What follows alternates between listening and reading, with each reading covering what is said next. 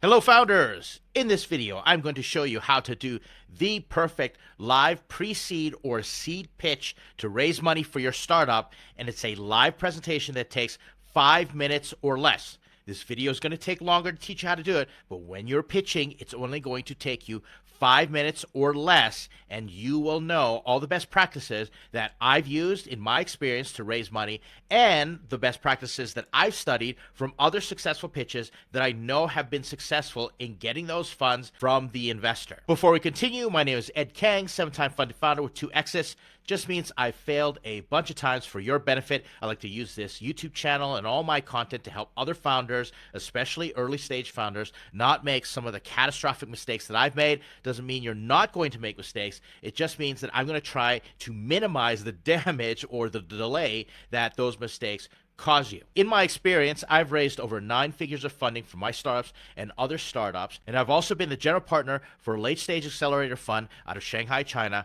and I'm the general partner for a venture studio and alternative funding accelerator here in North America. So every day I'm helping startup founders figure out how to raise money, and like I said, I really have a lot of fun trying to help early stage pre-seed or pre-revenue founders raise that first check, and that's what I'm going to try and help you do here today. Jumping right in, you see on your screen here 5 puzzle pieces, and those are symbolic of the pieces that you want to click together in different orders to make your pitch the most effective. They don't have to go in a specific order, so puzzle pieces are a little flexible in terms of how you click them together, and you're going to see different variations that I've created for a particular startup of mine, just having a bit of fun here, and I'm going to pitch it to you and show you how I manage these puzzle pieces to make an effective pitch. What I want you to think about right now is put yourself into the shoes of the investor. Their brain is going to want to gain certain information from listening to your pitch. And remember, you have 5 minutes or less to get there. So you want to hit all the main points. And what it boils down to are these 5 areas. First is the what, next is the when, next is the how, and then the who, and then the why, and then finally, what's the ask? So if you're looking at the investor and you're going to empathize with the investor, sit in their shoes, they want to know what, when, how, who, and why, and the ask. And I'm saying it doesn't necessarily have to be in that order, but it does make a starting order that you can use to standardize your pitch and then start to adjust from there. I'm going to show you in just a moment. But let's break down what each of these mean, in particular to raising funds for a pre-seed or seed round in a startup. First is, what do you do? And that's where you're going to present a 2-sentence problem solution model. I don't care what it is, you're just going to get right into it, and you're going to use 2 sentences, no more, to present a combination of problem, solution, and the model. Like I said, I'm going to demonstrate how it works in just a moment. Stick with me. Next is, when does it work? So that's going to share a specific example or story of the solution, a specific example of the problem, and then a story to share how the solution solved that problem. And that's where you're really going to engage and capture the imagination or the attention, presenting a novel insight to the investor. Next is, how do you know? So how do you know this is a startup worth investing? Why should they trust you with their money? How are you so sure? And this is the perfect opportunity to start putting in things like market size, competition, and the unique insights. So you're going to say it's a big market. There's a big problem in a bigger market. There's competition. However, you know something that they don't know. That's your unique insight. And the reason you can be trusted and they want to invest their money with you because you're going to figure it out, or you already have figured out, that's where the unique insight comes into play. Next is, who is on the team? That's going to be important. Remember, investors don't necessarily invest in startup ideas. They invest in the team behind those ideas because quite often pivoting needs to occur.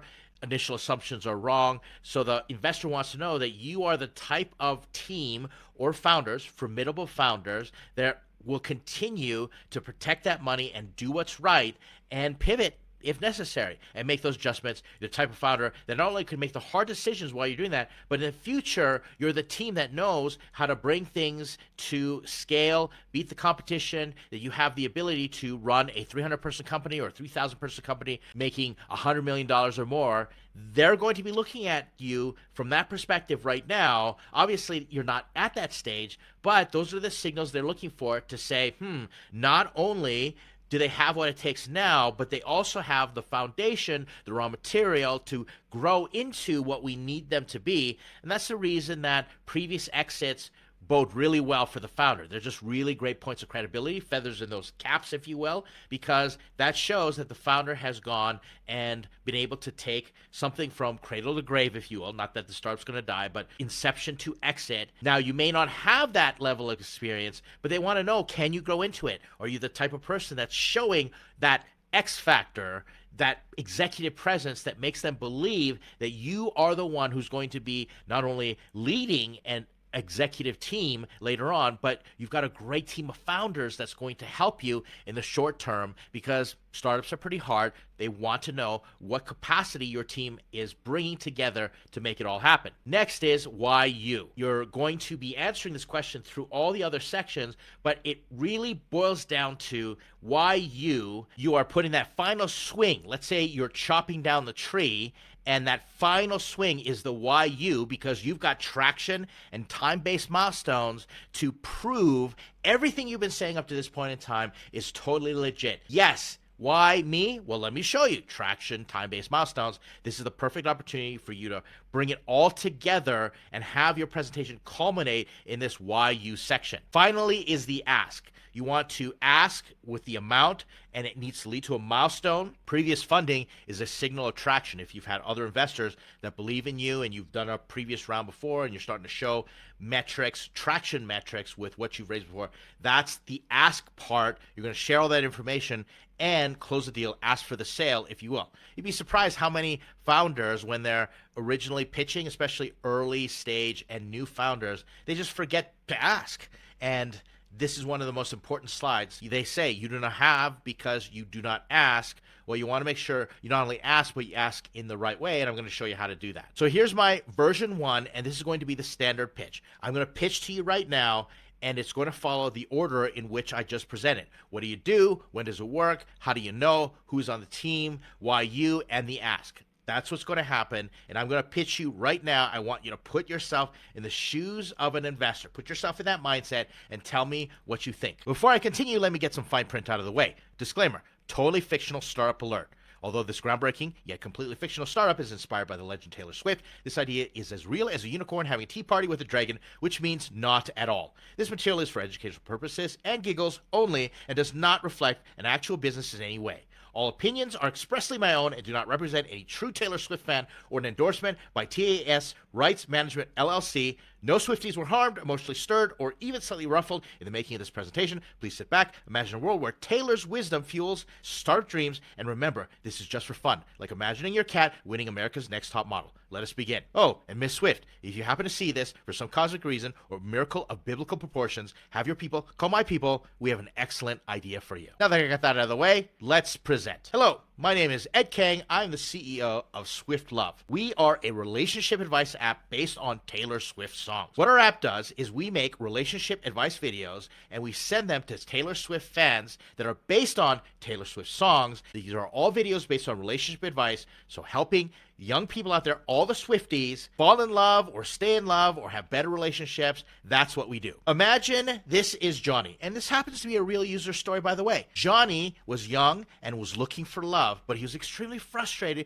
because he was on every app and he was just so frustrated with all the matches that he was experiencing and all the real horrible dates. And you probably know someone or you've experienced that yourself. Well, Johnny happens to be a huge Taylor Swift fan, and so he came across this whole thing called Swift Love, the app which gives relationship advice for Swifties. So he downloads the app and he starts watching these educational videos. And he happens to come across this video about Taylor Swift's song Delicate. By watching this video, he learned about the need to understand and respect his partner's feelings and experiences by watching this video about the song Delicate. This is a song that explores the vulnerabilities and insecurities that can arise in early stages of a relationship, suggesting that being sensitive to these emotions is essential. Well, that happens to work just great because after learning from the video, he decided to brush up on some skills, empathy, emotional intelligence, being sensitive, mindful, present in his relationship. And this is his girlfriend, Jenny. And last he wrote to us,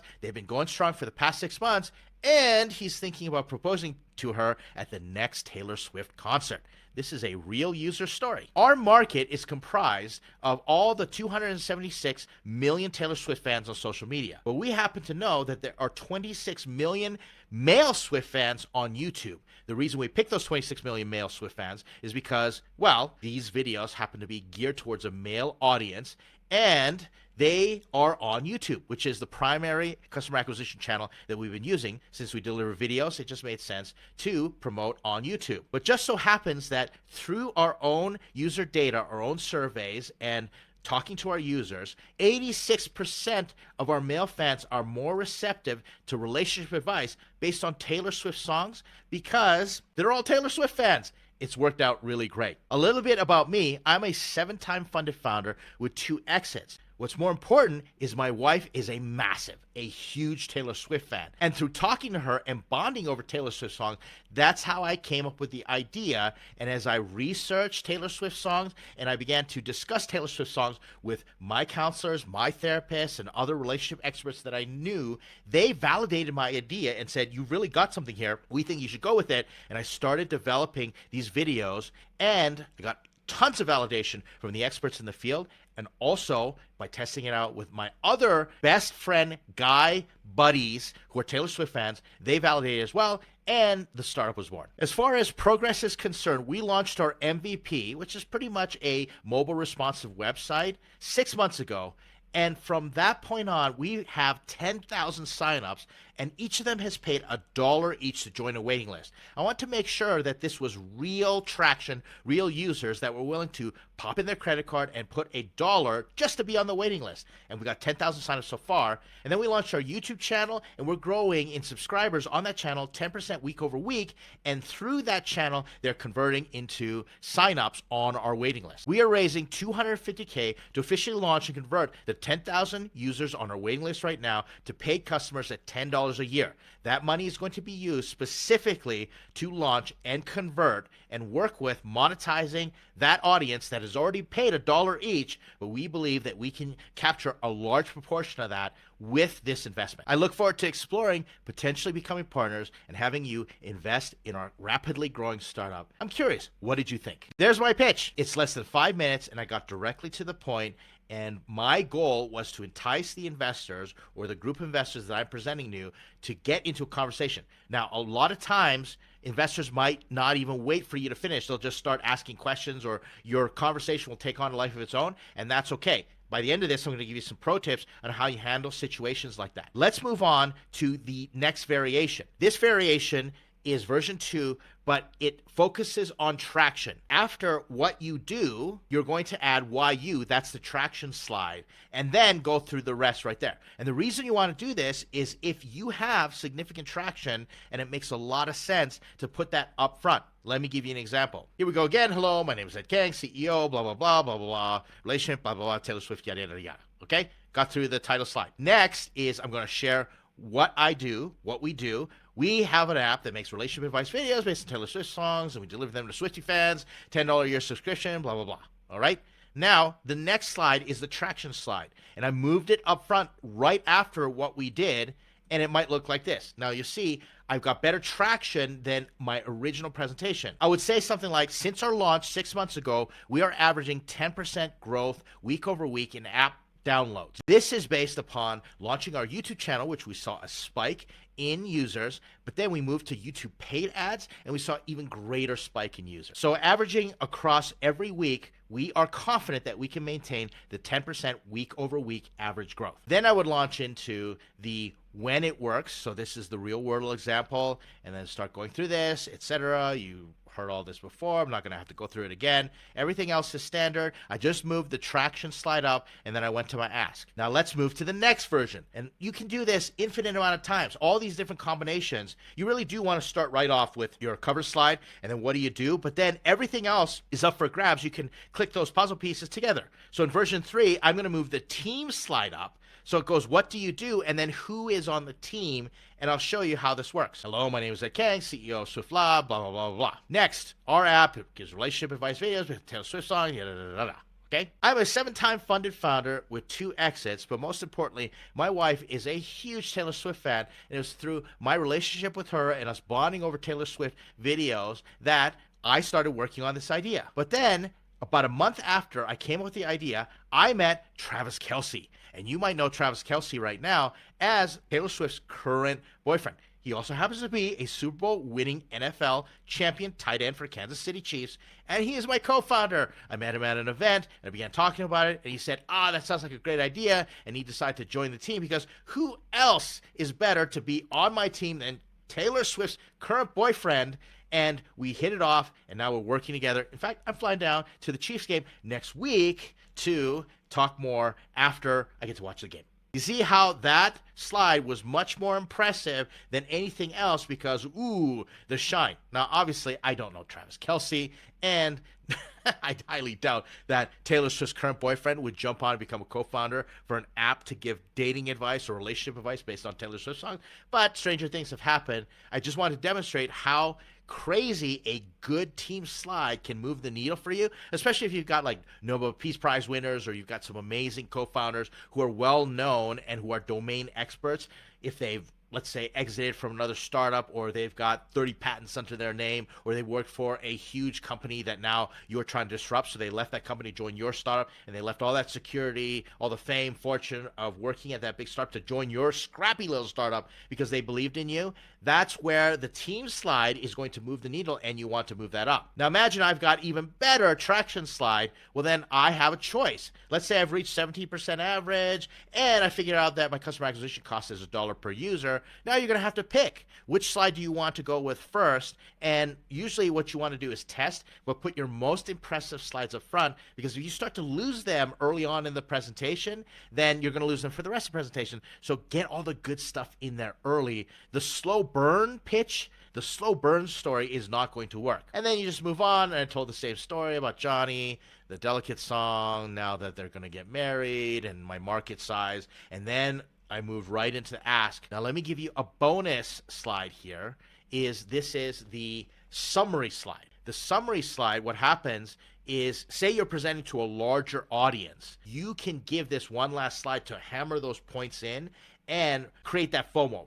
Gin up the crowd so they come talk to you right after. So you may say, thank you for listening to my presentation. In summary, Travis Kelce, NFL Super Bowl champion, boyfriend Taylor Swift, is my co-founder. I'm now growing at 17% in app downloads since we launched 6 months ago. We have customer acquisition cost of $1 per user, and 80% of our users, we have this unique insight, are more receptive to relationship advice, and that's the reason we believe our app is growing so big. I look forward to having you track me down, and feel free to ask me questions. Thank you very much for this opportunity. Maybe that's how you end your demo day. You're off the stage at that moment in time. So see how it all comes together. Now let me give you some pro tips. As you've seen, there's no way that you're going to learn everything in just one video. You're going to have to practice and try different things, and that's the reason that you can participate in the accelerator programs. Join me at startups.com, or some of the other opportunities that you have to interact with me, and we can work through this presentation. But let me give you the tips for you to think about in the meantime. First, KISS the investor. KISS, keep it simple, stupid. The investor, especially for your slides. Notice how I do not have a lot of text on my slides unless it was relevant, like the lyrics of the Taylor Swift song, but I've just got bullet points, and they're in big text so that people can read them. My visuals, I added some more visuals because there's lots of great visuals out there with Taylor Swift on them, but I've seen founders just have text on a slide and still get the investment because their text has been so compelling. The communication, the information, the way they pitch has been so compelling. You don't have to laden your slide with interfaces and all this complicated stuff. Really just get it on there, because you have, especially if you have people in the audience, or you have people, maybe they're distracted, and you want to get that text really big to catch their attention. It's like having a headline on every slide. So keep it simple, stupid, not just in your messaging. Make sure it's clear, but also what is on your slides. Don't make that mistake. Change the order as needed, as I talked about. Figure out how the puzzle pieces go. Click them together so they're most effective. Next is make it conversational. I had very little notes. I wrote all my notes down, but now I'm just winging it and practicing it, and I happen to be talking a lot, and I talk a lot every single day, so I just happen to get a lot of practice pitching. For you, you want to make it conversational. Nothing's worse than just reading off a paper, a sheet, and your voice sounds so robotic and stiff. Make it conversational. Don't be afraid to ask questions. You want to ask questions of your audience. In this case, it's only a one-way conversation. You can't interrupt me, and I can't get an interaction from you. But typically, if I'm one-on-one and I don't have a time, I don't leave any slide unless I pause for a moment and let them ask questions, or I'll ask them, how does that resonate with you? Or what do you know about this problem? Or how many others do you know? Or how familiar are you with individuals who have the issue? I'll contextualize it some way. I'll figure out how to ask some questions. Or when have you experienced this problem? These are open questions that you can look into. And you want to read the investor. Sometimes they'll want to talk and they'll talk a lot. Other times they'll just kind of say, just want you to get through the slides and be like, okay, you'll get through the slides. And so don't be afraid to ask questions, but also use the time wisely and don't waste their time. And don't try to get into small talk. Ask questions that are relevant to your presentation. The principle here is the more they talk, the better. It's all about sales. That's the reason we ask these open questions,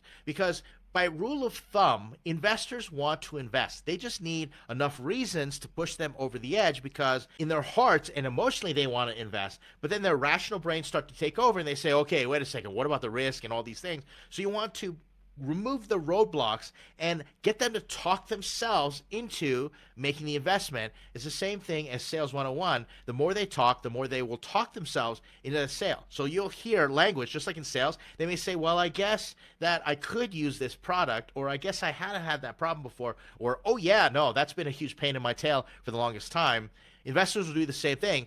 Yeah, that makes sense to me. I was looking into that. Or they'll say like, I didn't realize that was as big of an issue as it is. Or they'll say, hey, where did you get that data point from? And they'll go, wow, that's a really unique insight. Thank you for bringing that to our attention. That makes a lot of sense. So the more they talk, the better. And go with the flow. Be you as you go with the flow. All right? So jump in there and don't try and put on a total mask and make a caricature of yourself, but you do want to push your personality out in front just a little bit and be animated, be excited. It doesn't mean go crazy and start blabbering your mouth off or pull a Jim Carrey or anything like that, but you want to be enthusiastic about your own startup. I learned this principle from Steve Jobs doing his own Apple talks or Apple presentations, and he had this sort of wry smile on his face that he just thought his stuff was the coolest thing ever.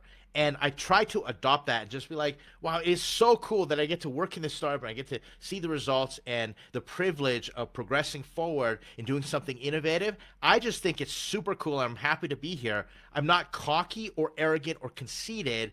I just think I'm in a cool situation and I'm enthusiastic about it. I'm ambitious at the same time, and I've got just enough confidence to exert myself, but not so much that I'm overbearing and I'm argumentative, disagreeable, or antagonistic in any sort of way, but I'm strong. And that's what you want to do, is you want to be you, but you want to be the strong you, the enthusiastic you, the passionate you, and go forward and present a great front and make an impression with your personality. Last is probably the most important advice through this, and I left it to last because I don't want to pop anybody's bubble, but one of the biggest mistakes that I see founders make when they're trying to raise pre-seed is that they don't build a great product first. And that's the number one rule. All the rest of this is so much easier if you build a great product first, a product that people love. Go out and make one person happy, and go make $1 from them, and then go and get them to refer one other person, and then tell the investor how you did that, and they themselves will use their imagination. FOMO will set in, and they say, if I give this founder this amount of money, they can go make 1 million users happy, make $1 million that refer 1 million other users. You just have to think about, if the market's big enough and you have enough of a unique insight and you are developing a product that significantly and genuinely shows traction, investors will take over from there and you will land that investment. I hope this has been helpful for you. There you have it. You're probably going to have to watch this video multiple times and take a bunch of notes, but take all those puzzle pieces down and start clicking and clacking them together and practice, practice, practice. Get feedback. If you have any thoughts or questions, do the social media thing, like, comment, subscribe. Always appreciate the feedback. Thank you for all the support. For all of you who are already with me in different accelerator programs or the communities such as startups.com, my eternal gratitude and appreciation for you. You're the ones who inspire me, and you give me all these ideas to work on these videos. So thanks again, and I will see you in the next video.